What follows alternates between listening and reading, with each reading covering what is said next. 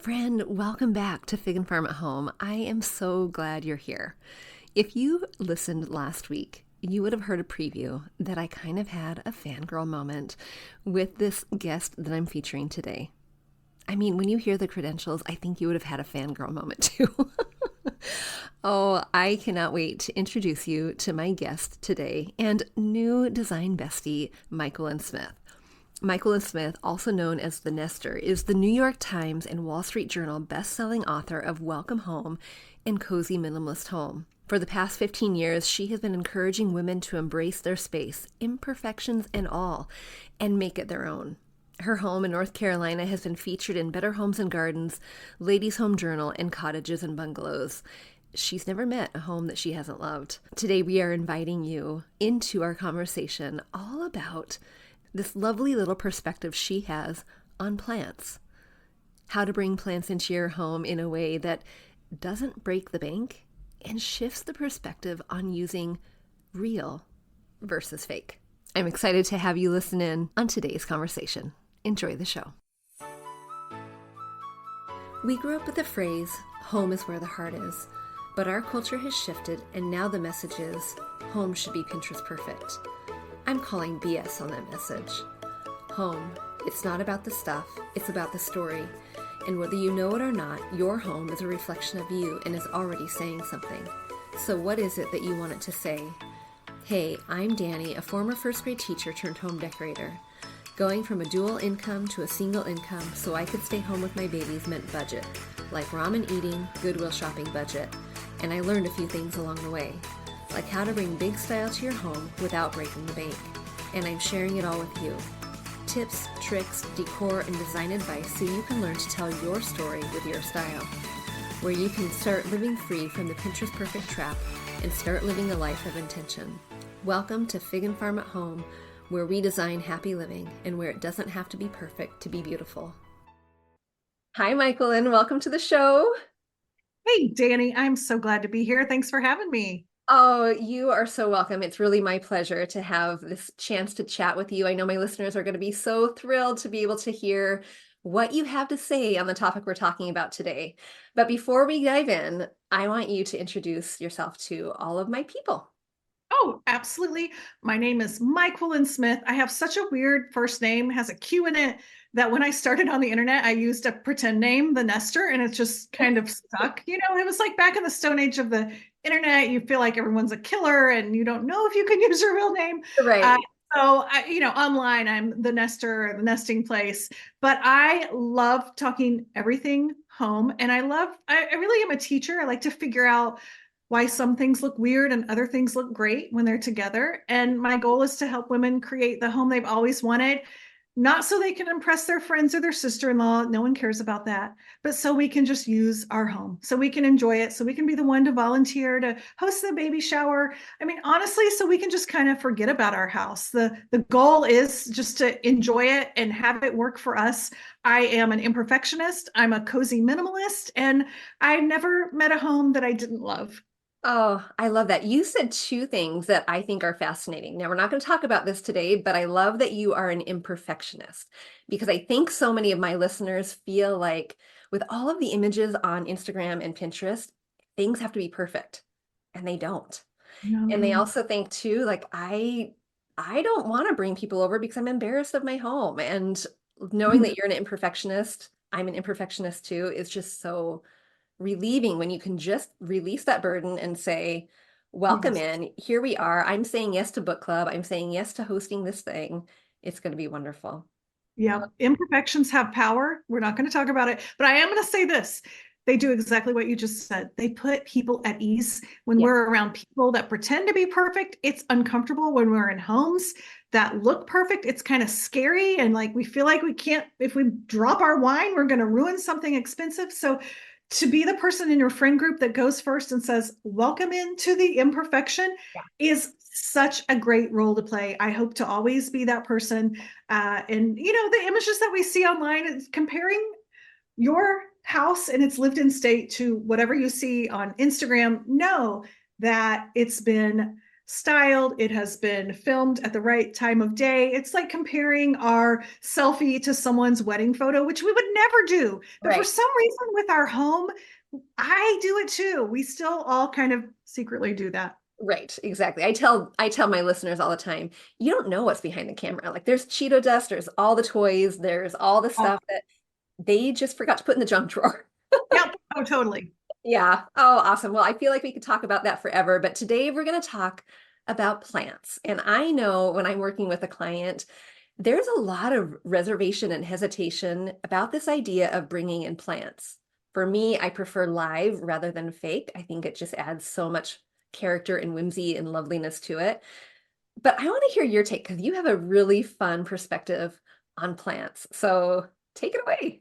Oh, yay. Well, I love plants as well. I think it was, maybe 20 years ago when I noticed that all of the rooms that I was pinning on Pinterest, they all had something in common, and that was greenery. They all had plants, and most of them had a real live potted plant. Some had clippings like from out in the yard, a big branch. Some had, flowers that they ordered. But for the most part, a lot of them had plants. And I'm not talking like tiny little plants. They had established plants that looked like someone had cared for them for a few years and kept them alive. And I thought, gosh, if those plants were missing out of the room, it would be noticeable. Like it wouldn't look as good. I might not have pinned this photo. And so using that, and then even just being out and about, like being in the Home Depot nursery and realizing a large plant, like I can get a large plant for $21.99. That's not bad. So I agree with you. I love live plants, and it's not because we're against fake plants. But the truth is, fake plants usually don't look good. Like a lot of times we resort to fake plants because, first of all, for some reason, we think that the goal of a plant is to keep it alive forever. So we think, well, I can't buy that $12 plant because one day it will die. Yeah. Like, no. We have to reframe our thinking. The goal is not to keep it alive forever. Like every plant I own is on its way toward death. I Right. want you to enjoy it while we're together. And so, one of the things that I do that's kind of helped me change my perspective on plant is I do plant math. So it's kind of like, when if you watch any of the style girls on YouTube or Instagram, they'll be like, I bought these leather boots, and then they calculate their cost per use because Yeah. they're expensive leather boots, but they wear them a lot, or your bag. I think it's the same with plants. Like if we think about our cost per day of enjoyment, if you buy a $12 plant, and let's say you can keep it alive for 6 months, like most of us can, 6 months, can keep it alive. Well, that's $2 a month. That's 50 cents a week. That's less than 10 cents a day. Like when you do it like that and you get to enjoy it every day, you could not buy baby's breath from the grocery store for that amount. And so it can change your perspective. And a fake plant, although a good idea, is not faking any of us out. If it is, it's going to be more than the live plant as far as its cost. Like a good fake plant, as you know, cost money. That's why every now and then you'll see a tree that's pretend and it costs over $1,000 because it's actually good enough to fool people. That is the goal with your pretend plants. You're Right. supposed to fool us. I remember reading something, you might have seen this blog post too from Joanna Gaines. It was so good. She talked about how she makes her fake plants look good. And one of the things she does, she puts them in like real soil Oh, yeah. like Yep. mixes them some real and some pretend like in a big succulent bowl or something. And so I do think there are things you can do. But the things that you can do are almost more trouble than just getting a live plant and saying the goal isn't to keep it alive. The goal is to like find my matchmaking compatible plant and figure out between me and my watering skills and habits and my house and its natural light and how the humidity is and this plant and its needs. Let's see if the three of us get along. And practicing with a $12 or $21 plant, no, do not go out and buy the $499 tree if you're just getting started. But Right. there's so many simple ways to baby step your way into the magical world of plants. Yes. Okay. I have my tips. I want to know if you were to say, start with these two plants because they're going to be like, stay away from the fiddly figs, right? They had their moment on Pinterest. Those poor things, those divas were bought and then died. But there are some that are really easy that you can start with. Which ones would you recommend? You're not going to like me. I don't try to get to know my plants. I don't know their names. Everyone asks for links, and I'm like, I don't know. Do you know what I do? I go to my local stores, and whatever looks okay and whatever I read on the thing, I just bring it home. And I think part of it's how like farmers don't name their pigs. Yeah, yeah. How I am with my plants. I'm like, I don't want to get too attached. I'm not going to like research you and know. So maybe this is a kangaroo fern. I don't know what it is. It's like got really soft. It's not a rabbit's foot, but I have a few of these and they do well in my house. Again, Okay. I don't do a lot of research. I just know it was cheap. Yeah. I've been able to keep it alive for a year. So then I bought another one. And Okay. so I have a few of those.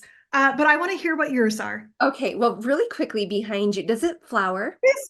No. Oh, Well, and not it, under me. Maybe okay. it would. Do It you want me looks to put like, it over? yes, I would. It looks like a Christmas cactus to me. Oh, it's not. It's It's not. not. Okay. What it is. Oh, yes. Yep. I It's do know like what that is. a It's, blue star fern. Does that yeah. sound right? Yep. That sounds about right. Oh, I love it. And I love that. Here's my top two. My top Okay. two that I always say, you know what, go and get these because I know you're reluctant, but you can keep these alive. Also, I believe in plant math too. I'm going to write this down. Okay. Yes. Okay. We're all getting our pins. Yes, we are. Okay. Pothos. Pothos is so forgiving. Gosh, it is just, even if it breaks off, you put it in a little soil, it doesn't really need a whole lot of light and it's going to do well for you. Also, it communicates to you. It lets you know when it needs water. I mean, it will literally kind of roll its leaves a little bit and you know, hey, my little guy needs water. So you don't have to have some unmanageable schedule every Wednesday or anything like that. It just tells you. Oh, that Yeah. is excellent. Okay. Number two. Okay, number two is the Sansevieria, which is the snake plant or the mother-in-law's tongue. Do you know this one? Oh, I have some of those. Yeah. Excellent. And that one is so good because it is, I mean, it is harder to kill than keep alive, I think. It's one of those that you just, I set it and forget it. It can literally live in my bathroom. It's not going to be temperamental. And I might water it every month. It is just that low maintenance. Yes. So Yes. always my top two. Very good. Yeah. I have the snake plant and I love that it's sharp and pointy. I like what it adds to a room if you have lots of circles happening or lots of horizontal. It adds that sharp, Right. pointy look, which I think is really interesting. Yeah, absolutely. And in design, you probably do that contrasting shape and thing too. Like even the Yeah. one behind you, it is just so wispy and playful and fun. It's, Yes. contrasting with your couch that's right behind you. You're I love exactly right. Yeah, I got a lot of straight lines happening back that. there. Yeah, absolutely. Oh, and all the things that we have to keep in mind when we're That we decorating. get to keep in mind, right? Yes, exactly. Yes, that we get to keep in mind. Okay, so where do you find your plants? I know where I find mine. Where do you Okay, find yours? I find mine. Okay, my two favorite places to find plants, or that I found the plants that I've been really happy with recently. One is my local Ingles grocery store. They have a really great plant section. They get them from local North Carolina people. My favorite plants that I've bought there have been terrariums, and they have the lid. They have Yeah. this beautiful glass, and they're already like, I just replaced one of the plants last week, but I've had both of my terrariums for 2 years, and I got them from my local grocery store, which I has love been that. amazing. And then the second place where I only bought one plant from there was Facebook Marketplace. So a lady had a ficus tree that was like bleeding. It was on her front porch, and she said it got too big for my house. It's 8 feet tall. Someone with taller ceilings needs to get it. And this was like, plant math is one way I do my plants, and then the other way is kind of like this high stakes method. I was like, you know what? I've aged out. Like, I'm ready for the next echelon of plant care. I'm going to invest $100 and have my husband go pick up this tree an hour away, because I knew that would force me to figure it out. And it Okay. did. So I'm like looking at him. He's right next to my side. I've had him for a year and a half. I've kept him alive. I've repotted him, and I have a beautiful plant that someone else cared for a long time. And I just found him on Facebook Marketplace. Oh, and do you know his name?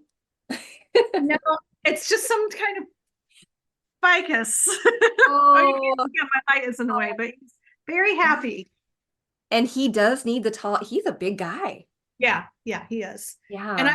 I had good luck with ficuses before because I never cared. I was like, well, whatever. But Yeah. now I am on a routine with him, and I do feed him and I water him, and he gets all the light he ever wanted, and we're happily ever after. Oh, I'm so happy to hear that because that can be actually really tricky, especially if you like inherit a plant.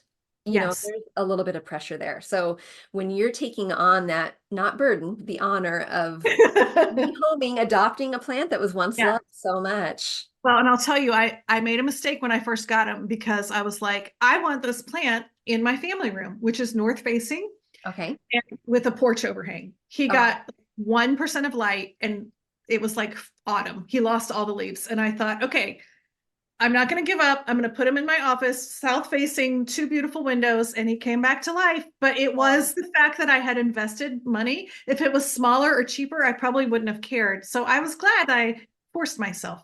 Okay, yeah. I went through your two places. Okay, so IKEA is number one. Do you have an IKEA Oh, near you? I do. Yes. Yeah, so and that is where I get my pothos Okay. and my Sansevieria. They also have it's kind of in the same family as the little spikies. They have little other little spikies. And my thought here is this: when you are able to keep plants alive in IKEA, and now they're just on grow lights, you are able to keep them alive in your home. So That is so good. yeah, That's excellent. yeah, and I actually IKEA can do it. We can do it. yes, I can't do it.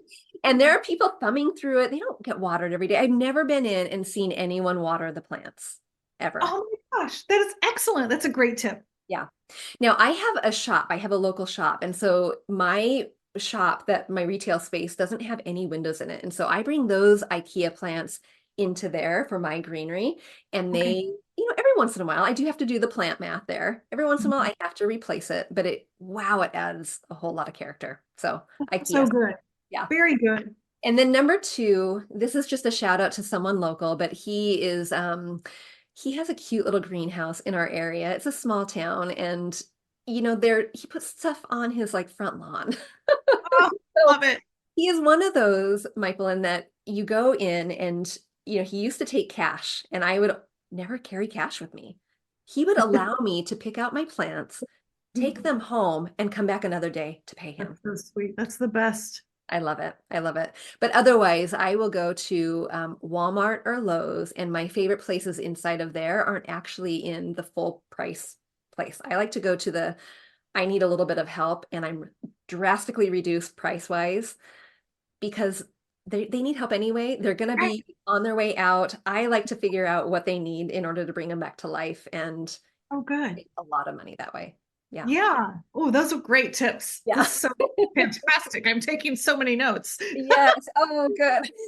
Okay, now here's another question for you. So we have these lovely plants that we just bought. We're taking the risk. We're saying, you know what? I'm trusting you two girls. We're going to do the plant math. We're bringing it in. Now they come in really ugly containers. They come in plastic pots. What are Yes. your best tips for, helping that plant out just a little bit? Oh, it's my favorite. Yes, the plant comes in their nursery pot. That's their underwear. And so we don't want our plants sitting out in their underwear. Now, I don't know about you, but I keep my plant in its nursery pot until it begs for mercy, like until roots are like coming out and saying, please, please Yeah. repot me. But you never want it to sit out in your house in its underwear. So you always want to pair it with a container, which is like my favorite part of plants is that you also, my mom might have a ficus in her house, but her container makes the style totally different. And then I get to choose a container that looks cool in my, I have an old Victorian house. And so maybe I want something really modern and funky. And if I have my spiky with my modern funky, or if I have something rounded, like back here, I just have kind of a simple urn. Like, I think it's so fun to kind of match the personality or even contrast the personality of your plant with the container. Over here I've got a tree with like a skinny trunk, and he's in a really tall urn, and I love that kind of juxtaposition. So I think, to me, the container parts is like it's a fun matchmaking part of having a plant too. What do you think? Yeah, and it's like I think it's like, you're going out for date night, right? And you're putting a lot of effort into what you're wearing, your makeup, and then the planter for me is like the heels. It is Ooh, that's good. I want to make sure that it is, yeah, speaking my name. It's saying what my aesthetic is, and it's complementing or contrasting in the appropriate way. So Yeah. love that. Where do you source those? I have two favorite places. I don't know if you guys have the at-home store where you live. Yeah. Do. They are fantastic for large, inexpensive containers. And then my other favorite place is just like antique malls. I love vintage urns and I love urns. Like I could have every plant in an urn if possible. That's my favorite. So those are mine. How about you? Yeah. So I totally agree with you with the vintage. I would say antique malls, but I really like going thrifting in just a thrift store. So I will often, and I'm so used to that, I go really quick. I know exactly which aisles I'm going in, and there we go. It will usually call my name before I see it. But I agree about the at home, but I also like Hobby Lobby. I think Hobby Oh, Lobby okay. has some really Yeah, fun ones. And the tip about Hobby Lobby is that if it's not on sale this week, it will be on sale next week. you're exactly right. They don't need the 40% coupon anymore. They just make sales. Yeah. That's Awesome. good. Oh, well, my goodness. Do you have any other plant tips for us or any other ways that in your home you've applied plant math to other principles in your home? Do you have any other tips like that? Well, I will say that both you and I, we love beauty, our listeners, we love vignettes. And I've gotten to the point now where if I am styling a coffee table or a surface, obviously if it's a surface, I'm going to have it, see if I need a lamp and I might have wall art. But for everything else, if it's like a mantle or if it's a coffee table, the greens are the very first thing I add. So whether that is a lot of times I'll like baby step my way into knowing if a location is a place where I need a plant by going out in the yard and foraging and cutting something, sticking it in a basin of water, and putting that in a place as like a temporary, oh, how will this feel with a plant? Here's a free way to do it. But that's always what I start with on almost every surface. Like, so every surface in my house that's decorated has a plant on it, and then maybe other layers from there. But I just think it's just a no-brainer way to begin, styling. Then you have your stack of books, then you have your interesting object or whatever it is. But that's always how I start, is with the green. I love that. Absolutely. And I like that you just mentioned you go out and forage for a little bit because there's some sort of rationale that I think we can make that says, oh, I can go gather it. Absolutely. It'll take a little bit of time. But, we know that's going to die, right? That's going to die like next Right. week. The plant, Right. the $12 plant that we experiment with isn't. It's going to last a lot longer. I like that tip though, to go out and just get some greens if you're not going to rearrange what you already have in your home, to go out and just see what you like right there. I think that's Absolutely. yeah. So if I were standing, let's just play a game here. I'm in right now your guest room or your office. And Yeah. if I were in your common space, maybe your dining room, living room, kitchen, Mhm. how many plants would I see? You're going to probably see at least three plants from every seat. Okay. So if you're in my family room, I do have, it is because it's north facing, we have built-ins. I have some preserved asparagus fern. So that does Ooh, not live or die. It's just yep. there, but it was alive at some point. And I do have a nice silk caladium that looks exactly, everyone is like, is that real? So that's how I know it's good. So I do have a pretend plant in there. But I have three other plants in there. In my kitchen, I've got one really big, like rubber tree looking thing. I have another ficus. I have a little plant in my window. I have a plant in my sink. And then I have two terrariums. I have many plants, but I don't want it to feel jungly. So in Yeah. here, I've got a tree, and then this plant behind me. And then in my bathroom, I have a plant in the bathtub. I've got like a little, it's an old clawfoot tub with like Oh, a cool. tray, like a metal tray. In the tray is a plant. And then over by the sink, I have a plant. So as many places as possible without it feeling like a boho jungle. Like Yeah. I don't want, I'm not Hilton Carter. Right. I don't want plants everywhere. I want just enough. Right, right, exactly. I like that. You said, oh, you mentioned this twice now, the terrarium. Tell us a little bit more. I know what you're talking about, but maybe my listeners Yeah. don't. So tell me what you might find within that, because I'm picturing a cloche. Is that what you're putting? Yes, it is. Okay. And with a lid. And the ones I have, so a terrarium is going to be any kind of enclosed. I mean, really, what is it, like a scientific term that they sometimes you have like lizards and stuff in, but you Yeah. can put plants in it, and sometimes they seal them shut because it's like its own little environment. So they will put layers of like soil and gravel and moss and then little plants, and they mist it and give it enough water. And then some people will seal it up forever and never open it. And it has its own climate. You'll see them sometimes on, Instagram. This man has this terrarium for 50 years and he's never done anything to it. They just grow. Well, my local Ingles has, it's like a big cloche with a jar, like a jar with a lid on in a foot. Now mine, the lids come off very easily and they have a little hole, Okay. which I'm not crazy about because then I have to water them. Okay. But I water them about once every 6 months, and they have a little array of plants and they just kind of grow. It's like their own little jungle, their own little world. When my boys were young, I had a big, we called it a terrarium. I don't know what it was. It was like a big metal stand with an enclosed glass. It looked like Victorian, like 1 foot cube. And we planted plants in it. And then they got their dinosaurs out. We put all their dinosaurs in it and we watered them. And if they found a snail or a lizard, God forbid, they did put lizards in it. Hopefully not a snake. Not a snake. Good. So it did close, but that was like a fun little thing to do with my boys when they were younger. But yeah, now it's like this little living thing that I can go on vacation. I could go to Jupiter and come back and it would still be alive. And that's the lowest level of plant maintenance. Oh, and you know what? You didn't put that on your list at You're right. you should put that on your list of the lowest maintenance. I love You're that. right. You should have. Oh my gosh. That's what everyone should get. Now I have an answer because people ask me that and I'm like, yeah, whatever. But you're right, terrarium. And you know what I would say, put not on your list? People think succulents are super easy. And I say don't even bother with that, because you have to be very specific with how you water those. I don't think I have any succulents. I do have a cactus, but Yeah. I don't think I have any succulents. Yeah. Yeah, a lot of times people just drown them because I think they wanted to water them appropriately, but they end up Interesting. drowned. Very good. That's good to have a not list. Yes, a not list. Okay, you've mentioned one other thing, and you don't know this about me, but I have 3 boys as well.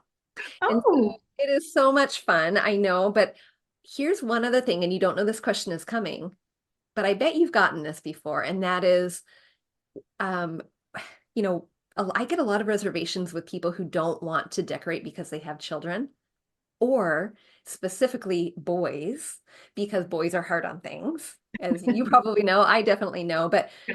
what would you say to that person who might be saying, I'm going to just wait till they're grown and gone before I do anything to my home? I'm going to bossy big sister them and say you're looking for excuses. Oh, yeah. Young men, little boys, can be told to respect a surface, and they also need lots of room to play. I mean, our kids rollerbladed inside, they did hockey inside, they rode their bikes inside, they made forts with the sofas, but they also had to be taught like to respect things and what spaces are when. And I always had the little kid, my boys all grew up with the kitchen and the food and the little kid table next to the big table and all of that. And I'm a mom who loves toys. I love toys probably more than my kids do. So I wanted toys everywhere as well. But they can easily learn, don't touch that when they're very young. They can learn what areas, they have reign over. I think to wait until they grow up, like what I don't even understand that. So my boys so appreciate, they all read my books. Oh, They to their dorm and they're like, Mom, I need lamps. It looks creepy in here. I want cozy lighting and help me pick out my bed. Like they all get it. They want their rooms to look nice. They care. There's not a myth. Like women are not the only people that care. right. Men and boys notice and care as well. And they will appreciate it and love it if you go ahead and decorate your house. Oh, absolutely. And I think you're spot on in this idea that even little ones can appreciate it. I remember sending my husband to his parents for the weekend with the 3 boys, and I thought this is the perfect time for me to refresh my space. Just a little refresh. The minute they walked in, my middle son, Mom, he got so excited. And I think he was like 10 years old. He was so excited about something that wasn't even, right. But they notice, and I think they appreciate it. And there's pride in ownership, right? Yeah. We underestimate the effect. I mean, environment is the invisible hand that shapes human behavior, says James Clear, and we all know it's true. It doesn't matter if we have little 7-year-old boys 15-year-old boys, young women, whatever it is, it affects all of us, and they notice and they appreciate it, and you're doing a good thing. Yeah, absolutely. Oh, 100%. Okay. Well, I know you also mentioned one other thing that we're going to talk about because you have something very exciting coming up, and I'm so excited for you. But you mentioned your books, and I know there's one on the way. So can you tell my listeners all about the new book that you have coming, and even tell us about the old ones because I know that they're going to want to go check them out. Thank you. I would love to. So my fourth book is releasing on April 23rd. It's called House Rules, written by a girl who doesn't really like rules, but I've learned anything worth learning, any skill, which decorating is actually a skill that anyone can learn. Any skill has universal truths behind it. And a lot of those things are the things that we say, oh, they were born with a decorating gene, or we think someone was naturally good at something.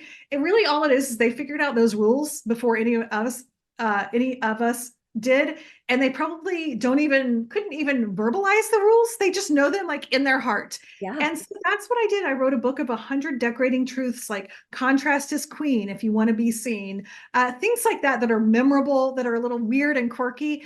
What it is, it's not a book of like you should be doing this. It's a troubleshooting book. Like if you're frustrated with your living room, pick up this book, flip through the 100 rules. You're going to open it to a page and figure out like, oh, threes, please. I'm not repeating something in my room 3 times, or, oh, plant math. Like I've been thinking about plants all wrong. So it's a mindset shift. It's very encouraging. It applies to every home, any style, any budget. It's a bossy big sister Enneagram 5 girl who really is curious about why some things look good together and other things look weird together. And there is a logical reason. And I can tell you that reason why in House Rules. Oh, that is so good. That is so good. And you know what? I think we must be sisters, honestly, because I have such a similar approach that rules, I'm actually a rule follower by nature, but not in home decorating. I think there are boundaries, I think there are guidelines, but I think those rules are meant to be broken. But we do want to know why, when you walk into your home, something looks a little wonky. It looks funky and janky, and what is it? And I bet it's there in your book. And that's so exciting. Absolutely. I the first rule is learn the rules so you can break them beautifully. And I believe that, but I want people to break the rules because they know their room is going to be better, not because they don't know better. And there is such a difference in our own psyche when we are making decisions with confidence, or when we're just making a decision and like, I have no idea. This book is going to give you so much confidence. Oh, that is so good because I think that's honestly what a lot of people lack is, they go into even simple stores like we're talking about, at home or Hobby Lobby or Target or wherever, and there's so many choices to be made. It's hard to be confident when you are staring down 3,000 pillows in a two-aisle Yes, radius. It's so hard to be confident. it is. You're right. Yeah. Well, I can't wait to read your book. This is going to be so fantastic. Thanks, Danny. Thanks for having me. You're welcome. Can I have you back on my show sometime? Yes. Okay. Yay! All right. Thanks so much. Isn't Myquillyn just the cutest?